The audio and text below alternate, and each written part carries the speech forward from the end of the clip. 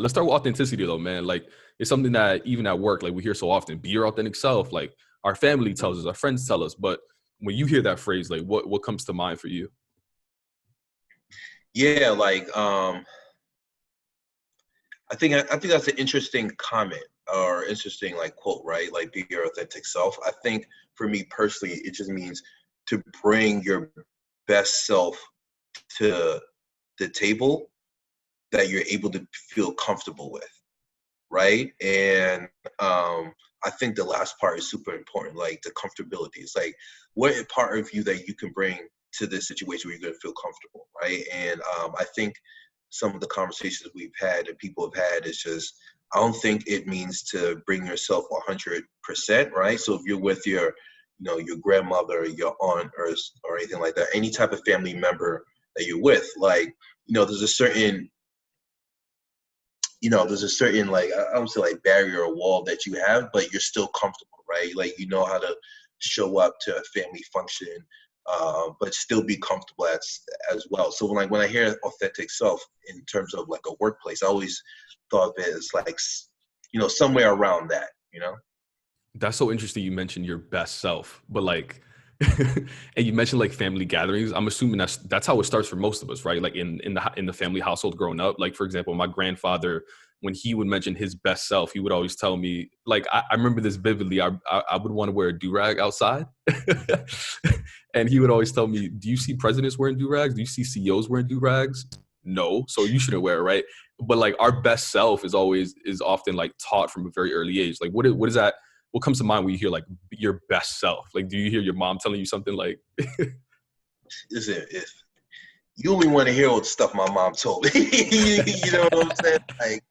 Like do rag, like nah, man, that's not happening. Even like because even like back in the day when people were wearing like baggy clothes, I remember being a kid, and it's just like I never had baggy clothes, so I'll try to sag tight pants. And if you ever try to sag tight pants, man, a joint is like it looks terrible. You know what I'm saying? But it's like, yo, my mom caught me like that. Yo, it's like, yo, what the hell are you doing? You know what I'm saying? And she always wanted me to wear my pants like right up the ear and everything like that. So there was always this thing of just about being like presentable and representing yourself, your family, where your family comes from, everything like that. That was, so important to her and just my family in general. So it's just like, this concept have never been anything new. It's always something that I was cognizant of, right? And even when we talk about certain stuff like the Central Park Five and like there was a documentary on HBO about Yusuf Hawkins, and there's always this stigma of just like understanding of just being a black male out here, especially in New York, grew up in New York at this time. And it's just like, you have to be careful, you know what I mean? And like, even like the hood, I'm wearing a hoodie now, but it's just so funny. It's ironic because when I first started working on Facebook, it was like, that was the thing. Like Mark wears a hoodie, everybody wears a hoodie. And then even before Trayvon Martin, it's just like, there was always this stigma of just like, being a black male wearing a hoodie because, what that comes with, you know what I'm saying? Like, not saying it's right, but you always know what that comes with. And like, sometimes parents can be overprotective and whatnot and everything like that. And it's just about navigating, right? So when we talk about authentic self, not bringing your authentic self, from the jump, growing up, you always knew around family, friends, or whatnot. It's just say you had to know how to navigate depending on your situation and where you were at. bro, that's so real. Especially the part you mentioned about, yo, you're not only representing yourself, but your mom's like, yo, you're representing this family. You know what I Mm-hmm. mean? So like what you do is going to impact everybody, man. And that's so interesting, man, because that's another similarity that we have about growing up in New York City. I mean, what you wear and how you present yourself has such a huge implication on even like your interaction with law enforcement, right? I mean, you remember stop and frisk back in the day? Yeah, Like yeah. if you, I mean, let's be honest, like if you were rocking a suit versus you rocking a hoodie, your chances to get stopped and frisked are way higher with the hoodie, right? Yo, that's a delicate subject. You know what I'm saying? And it's like it's one people aren't, a conversation a lot of people aren't willing to have, right? And because number one, it's like discrimination doesn't matter, what you wear or who you are, or what your socioeconomic status is at all, right? But there's always this thing of just creating a characterization, right, of what the criminality looks like, right? And the more, unfortunately, if you fit that, people are automatically going to assume, you know what I mean? So, and it's weird because it's always a delicate thing, because like back in the day, during the time, people always talk about like respectability politics, right? And saying that respectability politics isn't going to save you, right? So it's like I try to like it's a delicate conversation to have, but it's also at the same time, it's like certain people know that, like, again, not saying that we should lean into respectability politics, but at the same time, it's just like behind closed doors, like those conversations happen.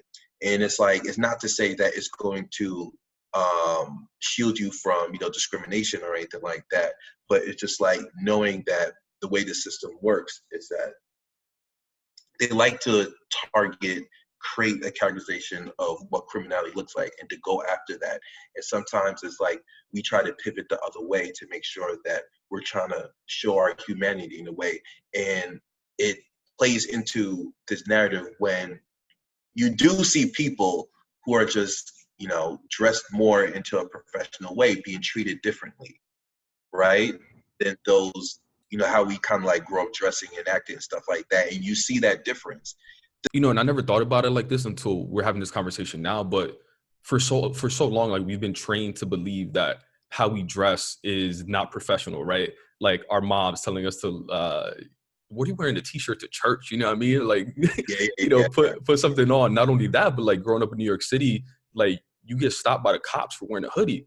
And then you grow up and then you work for a company like Facebook and you're like, hold the fuck up. You're telling me what I've been deemed as like unprofessional and threatening, the CEO is wearing? Like, how the fuck does he get away with that shit? Yeah, And like, exactly. Yeah, that was the craziest thing for me. It was that, right? And then it's like, and it's like, there's just a lot to it, because it's like, I'm not trying to sag my tight ass pants anymore, even though I'm wearing a hoodie. You know what I mean? Like, yeah. it's like I'm more comfortable about the way I dress, but the casual nature of it's just like really interesting. And then like, it's funny looking at you and your beard, because I always mind your beard. You know what I'm saying? For no funny business, but it's just like, I remember somebody told me, it's like, yo, I could tell you don't work at like some whatever company or finance. I'm like, how do you know? Because you have a beard. I'm like, what? That's a big thing. And it's like, if you think of respect or whatever, like how the terms of like how we have to carry ourselves, dudes in finance, it's like 100 times. It's that times 100. Like the way they have to dress, the way they have to show up, everything like that is nothing like how we do, or even like the conversations we hear from parents about like, how to keep yourself presentable. They're on that on times like 100. It's crazy. Talk about when you first started working though in, quote unquote corporate America. Like, what was that like as far as, your upbringing, what your mom taught you about professionalism and like how to present yourself? You're growing up in New York City and then you are in corporate America. Like, what was that like for you? Yeah, so it was I'll never forget my first internship. Like I had my cornrows, right? What? And You had yeah, cornrows? I know. Yeah, I know. It was I was rebelling. I was 18, I had a big fake we call it fake earring. I was like, I am grown. I'm gonna do what I want to do, right? And I think that was the most interesting time, because it was like I had, first of all, I didn't have a lot of money, so my cornrows would grow in. So I had like a cornrow fro.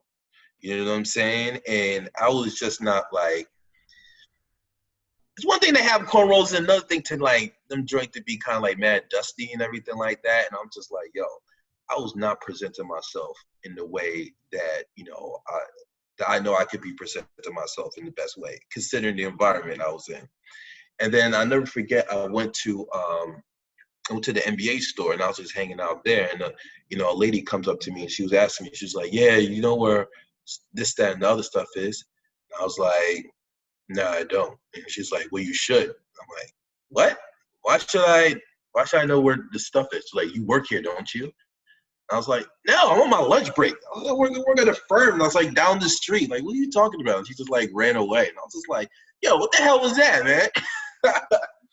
And then it's like, yo, that was like the first introduction into like, I mean, I understand people's perception, but just like putting on like a button down and like loafers and like being around Midtown, it was just like a completely different thing. And it's like nobody expected that I was working in the office building. No matter what store, my lunch break, people kept coming up to me and like asking me for help. A thing that just happened all the time. People just always ask me, right? And then it became something about cognitive dissonance, just understandings that like, oh, no matter who I am at all or what I'm doing, people are going to have a certain perception of you, depending on how you present yourself. And then it just reinforced a lot of things that happened to me when I was younger, stuff I heard and everything like that. And I started to be like real cognizant of that and everything like that. And then I just became, not because I was hiding my identity, but just understanding of just like where I was working, what I was doing, that, I had to just be conscious and careful of that in many ways. And just also just like, I had a dusty cornrow fro, right? So I had to cut that shit off. Like number one, right? And take out like the fake Cuban zirconian earring and like make sure that, my pants were ironed. Because my mother didn't see me. If she saw me, she would wild out, man. Bro, the Cuban zirconia, bro. Oh my But it God. was so big and so fake. Yo, I can't even tell you. The stuff I had on, a lot of people around me had on, was like so fake, and everybody knew it was fake, but we all thought it was hot because we got on Canal Street. Like, it was just like ridiculous. Oh, 100%. You know what's crazy? Like, in conversations and me talking to people about like bringing your authentic self, like work is such an easy thing to like call out because typically it's majority white. But like I was faking it even in high school, bro. I had the fake Pradas on, had the fake Gucci's. Oh, And Prada you could wear with anything, right? You could wear with a suit, oh yeah, wear it to the club. Like, they'll let you in the places with those Prada. You can wear those Prada joints anywhere, bro, anywhere, those are probably the most underrated sneakers of all time. Though, yeah, anywhere, anywhere. Mm-hmm. anyway. But it's crazy, right? But like I was faking it even in high school when I was surrounded by people that looked like me because I didn't want them to see me as poor, you know what I mean? Like, and not fly, etc. But it's so interesting. It's so interesting the point you mentioned about, because in a sense, like, you're going into that first job and in a sense, like you're forced to suppress who you are, right? Because, that's not how you dress on the regular, right? Like, you're not rocking loafers and slacks and all that. But even when you do try to fit in and fit into like what professionalism looks like to them, people are still going to judge you. People are still going to look at you and be like, you don't even belong here, bro. Like, what are you doing? Exactly. And Exactly. what was that? What was that like at work? Like, what was the makeup of the company? Like your first job? Like, were you the only person of color there as well? Yeah, for the most part, yeah, yeah, and it's like, yeah, yeah. I mean, like, yeah, and like, other than, you have the people in the mailroom and whatnot, and that was, you see the right when it's like certain professions is like very much skewed people of color, and then the other Yeah. people that work in it like is not, and then it's like, oh damn.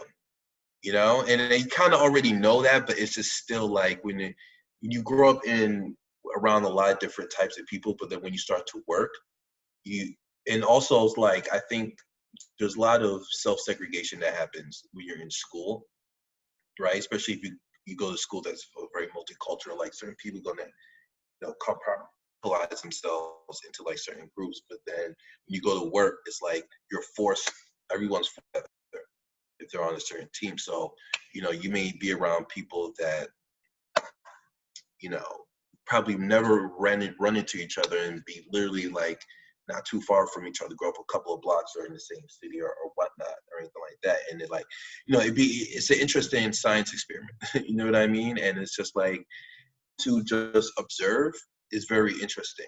And like that's one of the things I try to be intellectually curious and just, observe my surroundings. Just like, learn to observe your surroundings. So it's one of those things you just always learn. And it's like, okay, when you see, someone like me and, I'm not in the mailroom or any other, some of the facility positions. So like, does that change your perception of me? How do you think about me? Do I have to prove myself more?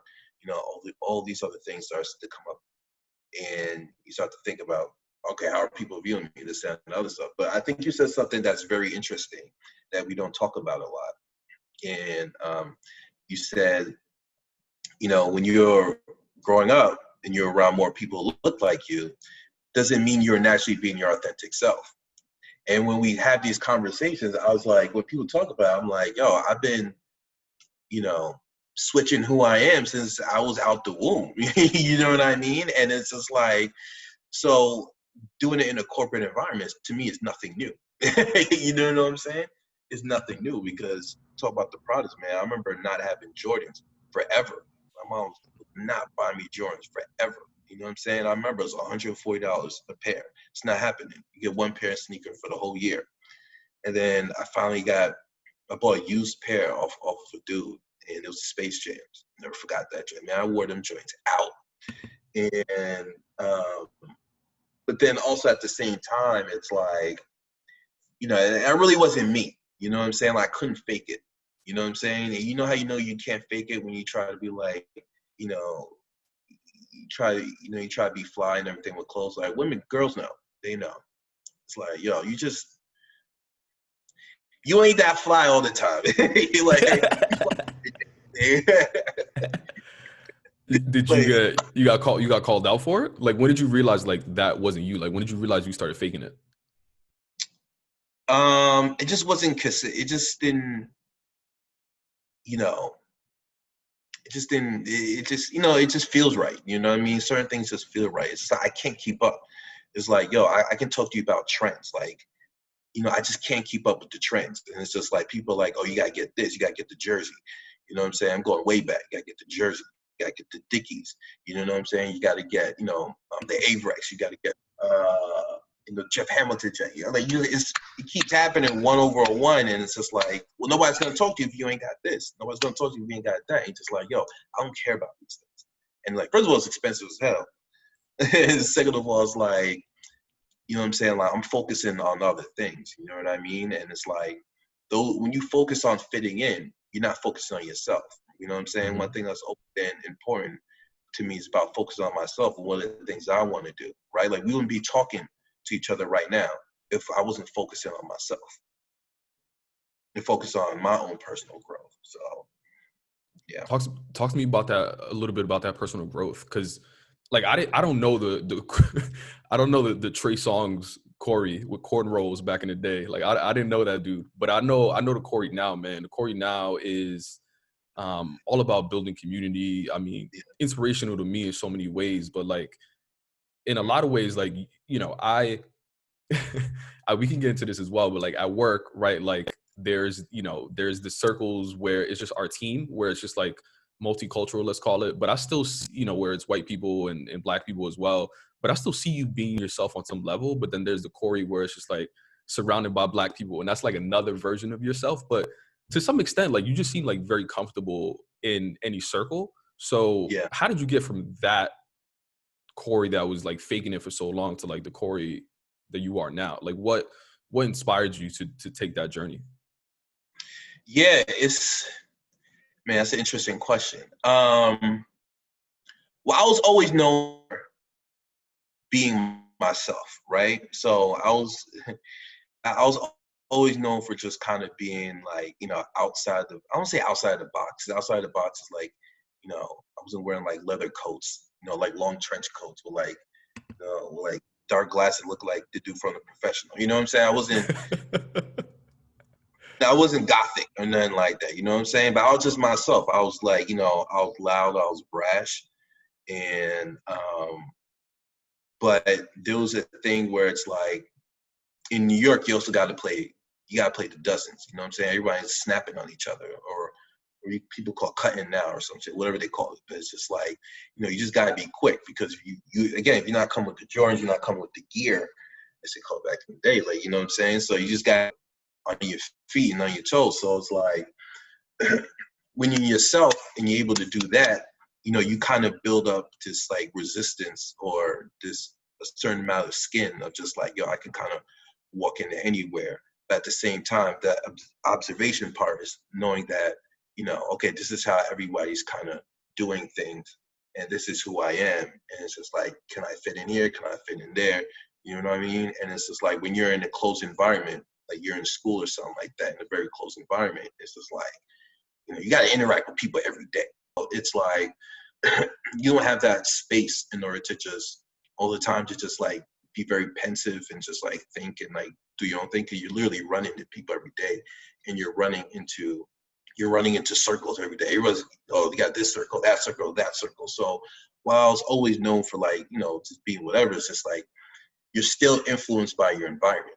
That's why we talk about nature and nurture, and we talk about from a scientific standpoint, about like evolution and whatnot. It's just like, there's nothing like that. Then just think about yourself, how you were in school, and then when you have opportunity to just kind of choose your own path and do your own thing. It's just like, for everybody, the transformation is completely different, right? So those seeds in who I was always there. It's just that once I got my own money, you know what I mean, and it's just like, I'm gonna live where I want to live.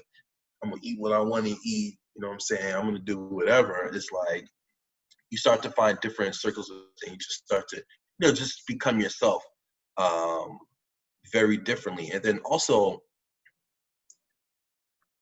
people kind of change, right? Because if you think about it, like, think about where we work, right? And like how you had to get there. It's like, you're around a lot. I don't mean it's in a bad way, but you're kind of around a lot of nerds. You know what I'm saying? Like, yeah, I know what you mean. you know what I'm saying? It's like, it's not like it's not like before, where you were around, certain type of people or whatnot and everything like that. You had to, you had to navigate and everything like that. Everybody's kind of like a nerd in their own way and everything like that. So it's like, there is no cool kids.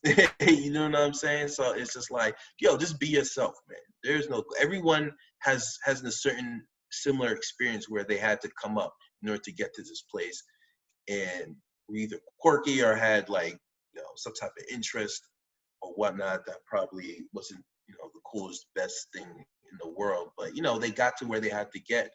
And I think that's a shared experience with everybody. You know what I mean? And also, there's certain things I'm probably, because you've wrote about it and whatnot. There's certain things you have like a whole bunch of types of interests, right? And it's just like, you never know of other people, other interests that they have. You know what I'm saying? And it's just like, there's so many ways to connect with people. If you just think about being yourself and not, again, the sagging tight jeans version of me, like, I was in. Bro, that's so interesting too, because so many people, when they think about being their authentic selves, they think about only appearance.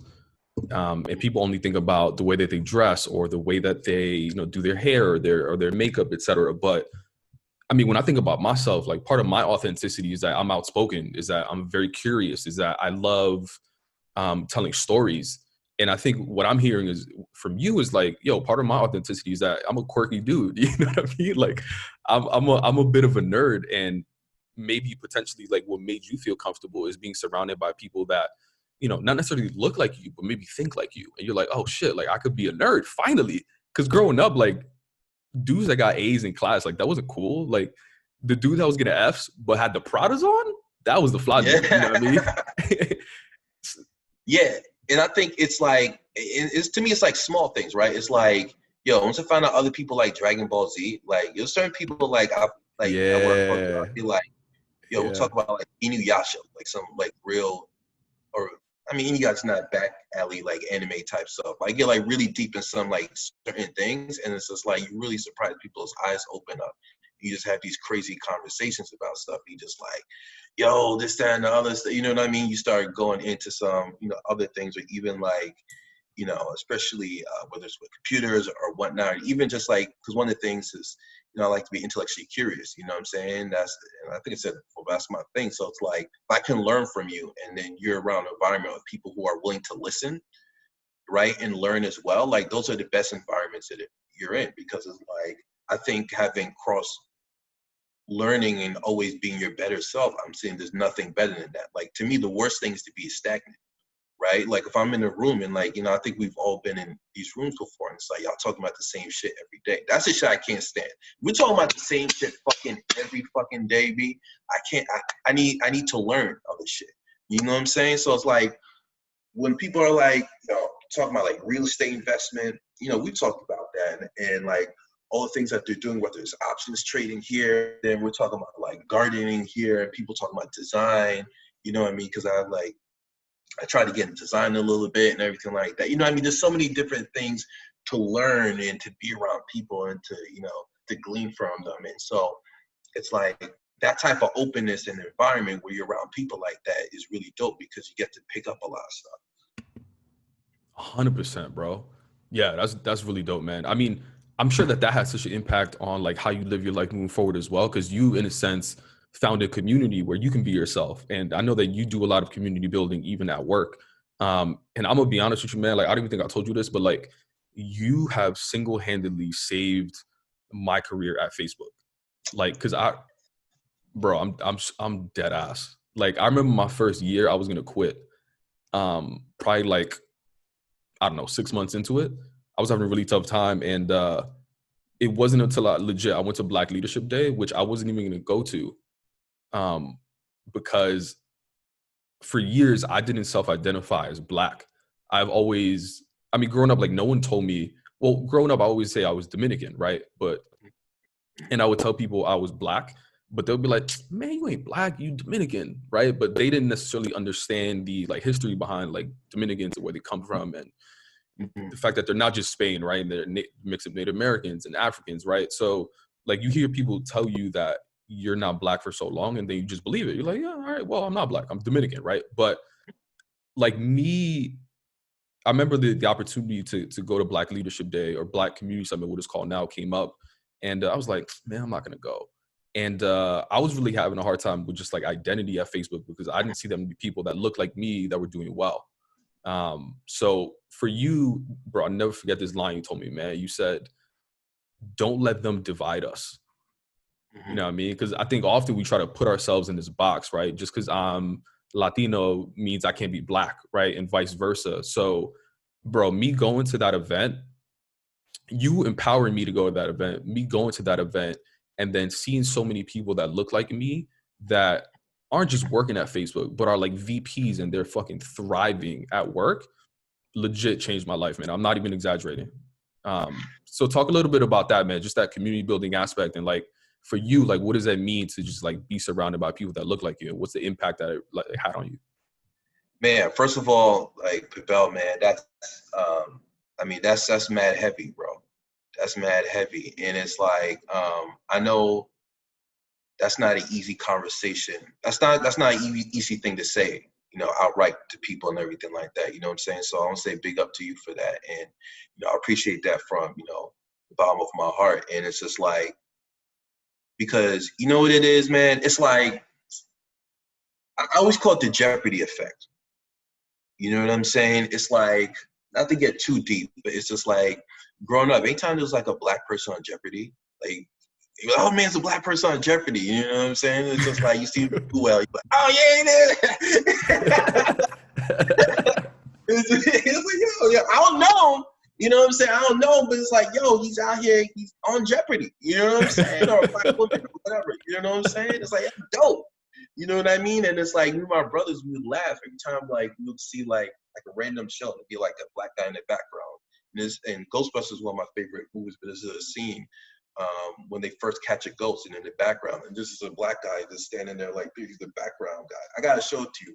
But it's really funny because it's like, you know, we kind of all see ourselves in each other in many different ways, right? And you know, when I remember when you started, I was like, oh shit, hey, we got no us on the team and everything like that. You know what I'm saying? And it's just like, You're quiet though. You were mad quiet. You know what I'm saying? And everything like that. And it's just like, yo, people comes like, yo, man, where you come from? You from New York? Like, what's, you know what I'm saying? What's good? You know what I mean? And it's just like, you just get hyped. It's like the Jeopardy effect. You know what I'm saying? And it's just like, I remember the conversations we had. I remember that conversation we had, and I was just like, oh, okay. I understand. And it's just like, me being a historian, also, you know what I'm saying, my family's from the Caribbean. So it's like, my family's from Jamaica. So it's like, there's a lot of things I understand, right? And I'm lucky enough culturally to like my parents and like my brothers is like, it's all about history, learning all these different things, right? So when we talk about identity, it's tough because, like as much as it's like identity with being Black and being Latino, even like in the Caribbean communities, okay, with Jamaicans, so I beef with Trinidadians or beef with Haitian people, and like everybody beefs with Haitian people, could Dominican, right? And all these other things, and you start to learn history and like why things became the way that they are, and why there's organizations and colonialism was to divide. And then it's like, one of my heroes is, Marcus Garvey, and his thing was just about like uniting everybody, right? And I think that's very important to talk about because, Marcus Garvey, when he first started doing what he was doing out of Jamaica, he first created the Universal Negro, I'm gonna mess it up anyway, he did it in Costa Rica. You know what I'm saying? The first place he did in Costa Rica. I have, because being, my last name is French, I have family all around the Caribbean and whatnot. And it's just like, I understand there's not a singularity in everything.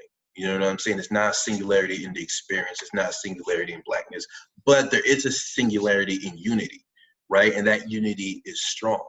And understanding that there's always been outside forces that have come together to stop that unity, right? And then once you learn history, you understand that the occupation of Hispaniola, which is DR in the Dominican Republic, was done under the guise of U.S. imperialism, right? U.S. imperialism was in Cuba, right? I have family members that went through that. You know what I'm saying? And it's like U.S. imperialism also affected in Jamaica, and like even now with sanctions on Venezuela, like if you talk to people in the Caribbean, it's like Venezuela was giving oil to a lot of countries in the Caribbean. You know what I mean? And it's like Wyclef and Fat Joe just had a podcast and they were talking. Wyclef was talking about how, Chavez, the former leader of, Venezuela, was always bigged them up because, understand Haiti's role in helping to,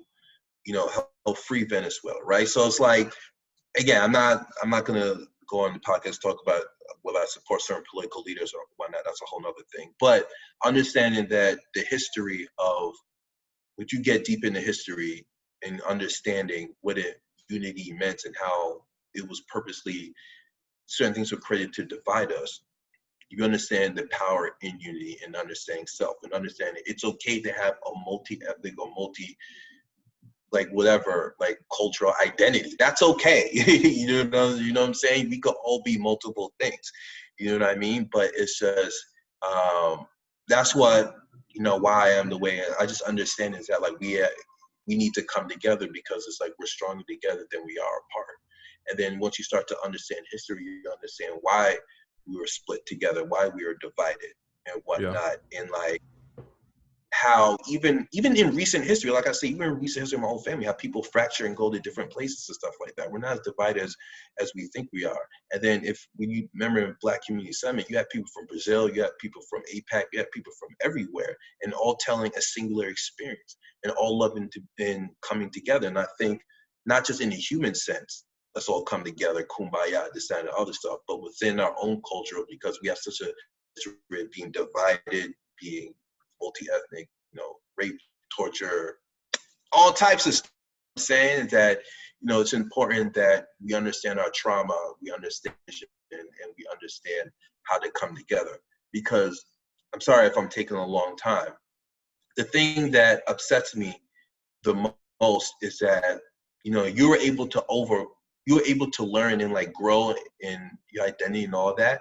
The thing that upsets us is like, what about the people who don't, right? And it's like identity, we're talking kind of like, cavalier, and it's a joke about growing up and like, being in the, trying to fit in. And it's just like, not everybody makes it.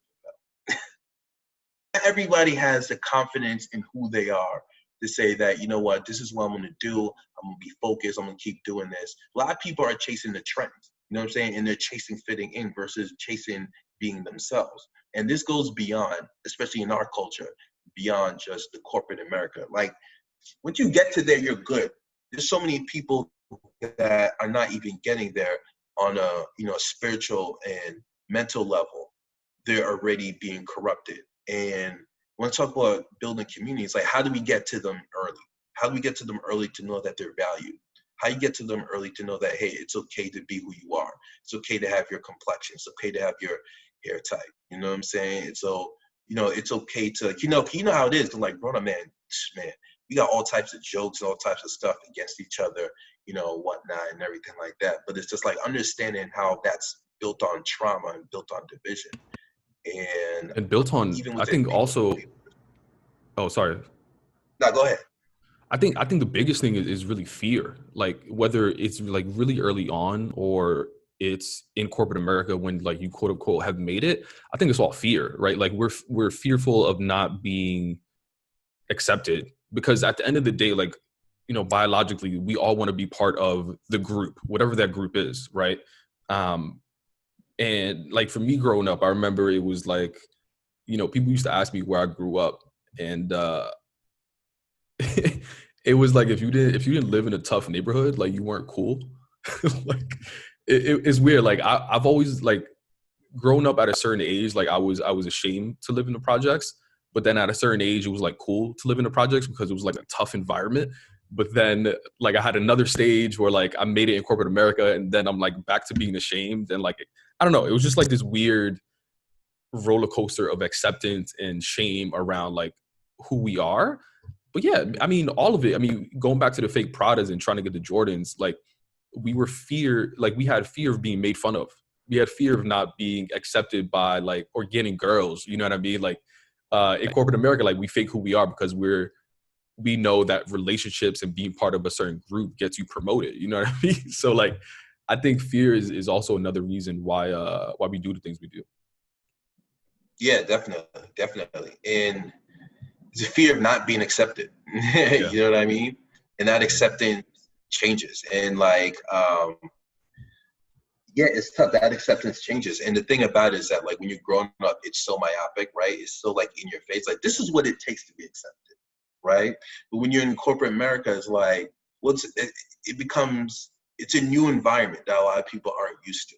You know what I mean? And it's just like, okay, what does it take to be accepted? And it's just like, there's acceptance on the face. It's like, hey, how you doing?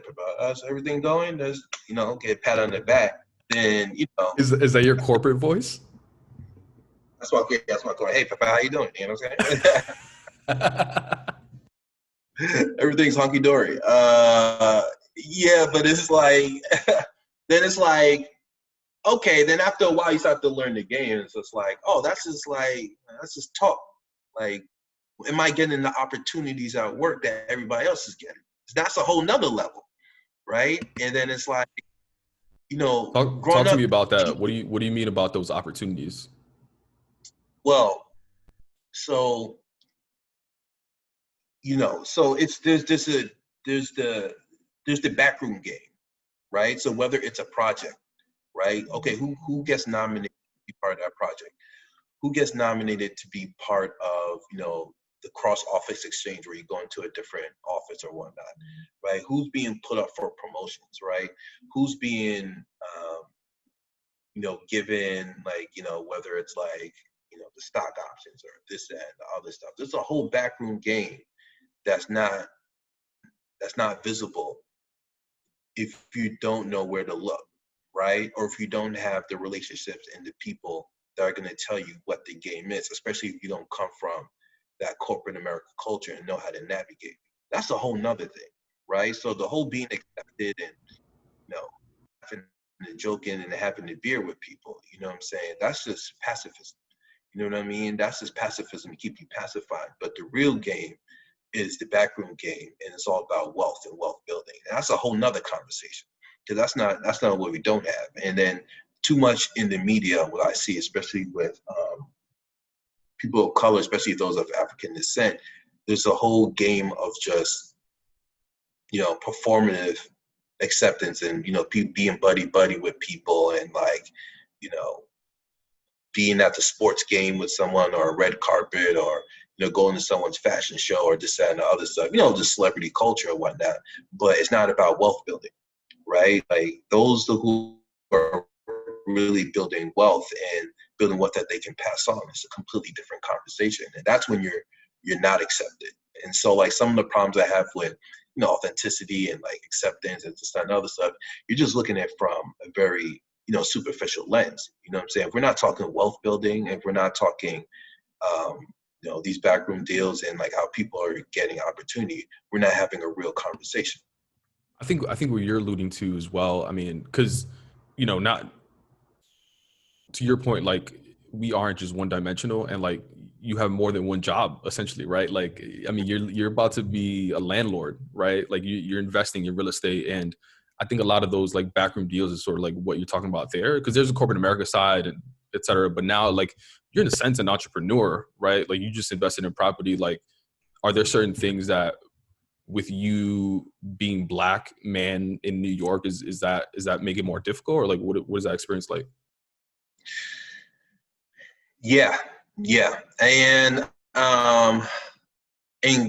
let me know if this happened to you, because like you have to go through a co-op board, right? So it's like talk about like being Yep. able to have even just like a little bit of something in order to get a little something here and there. It's like there's so many other barriers than what people even that people don't even talk about, right? So even like when I was house hunting and everything like that, it's just that I was the only black person there. You know what I'm saying? And it's just like, are people going to take me seriously? You know what I mean? Like a lot of times, like certain people weren't taking me seriously or whatnot. And then it goes back to that time when I had the dusty cornrows, what I'm saying, in the store, and like people are just expecting me to help them out, looking for, a pair of shoes. You know what I'm saying? And it's just like, that's not what I'm here for. You know what I'm saying? I'm here to make moves just like you are.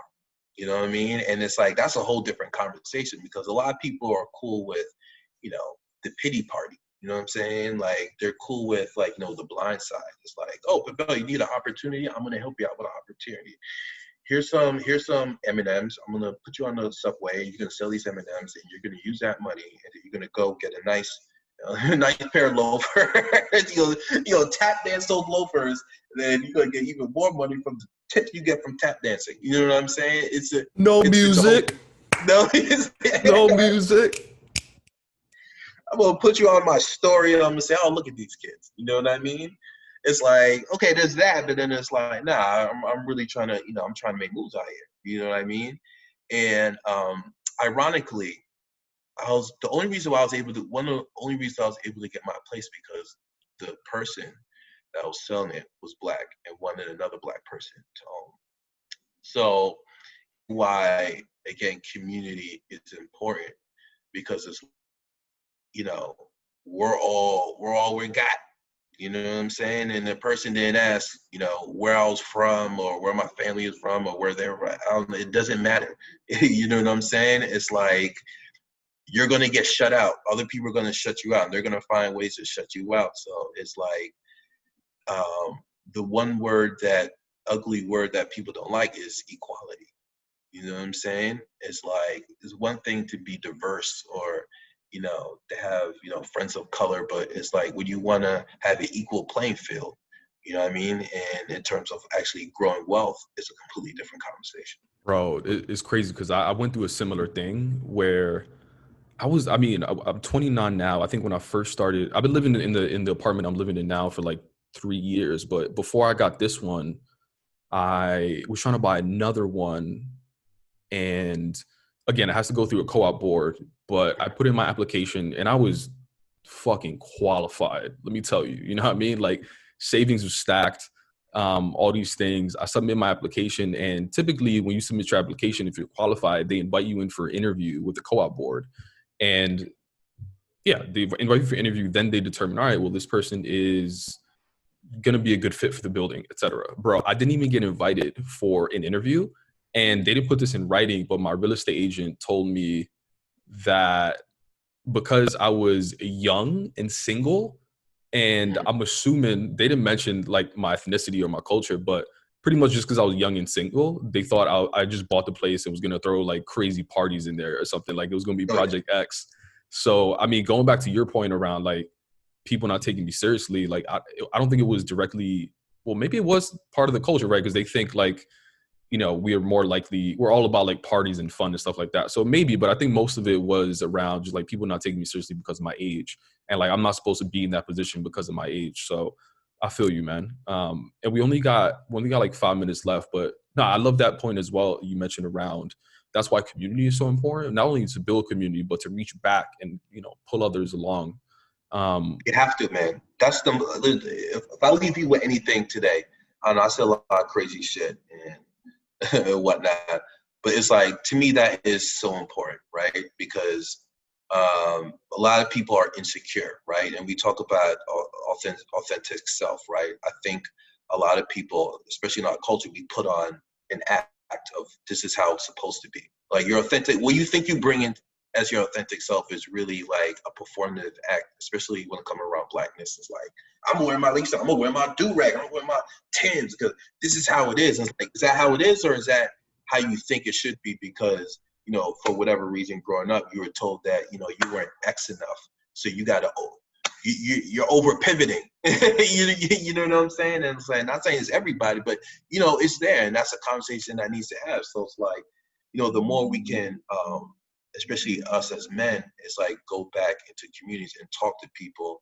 and to bring people up and to let them know, hey, this is the path.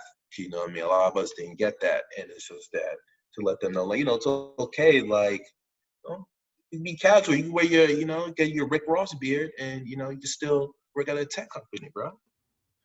Yeah, like it's okay to have your cornrows and rock some Allbirds, you know?